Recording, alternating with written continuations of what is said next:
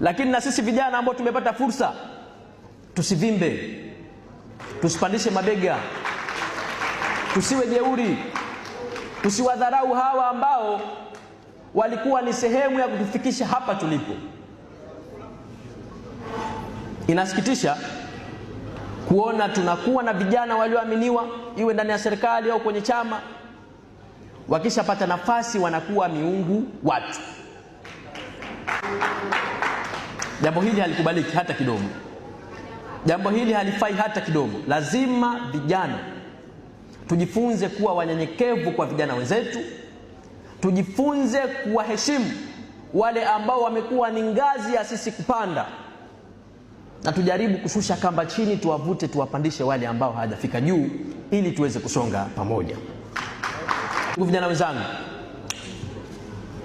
vile vile na nukuu maneno ya Rais Dr. Samia Suluhu Hassan.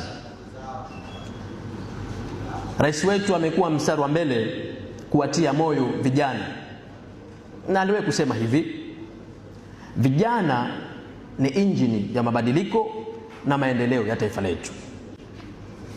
Tunampongeza Mheshimiwa Rais kwa kuona kuna haja ya kuwa na wizara maalum ambayo inakwenda kushughulika na matatizo ya vijana tu ndani ya taifa letu. Ndugu zangu, hivyo tuwe na tabia ya kujitegemea, tuwe na tabia ya kujenga upendo miongoni mwetu, tuwe na tabia ya kujenga hoja na sio kupiga kelele, tushindane kwa mawazo na sio chuki, tulinde amani ya taifa letu, amani ambayo wazazi wetu waliitafuta kwa damu na jasho, hadi leo hii tunaishi tukiwa na taifa linaloitwa Tanzania. Bila ya amani hakuna fursa yoyote ya maendeleo kwenye nchi yetu.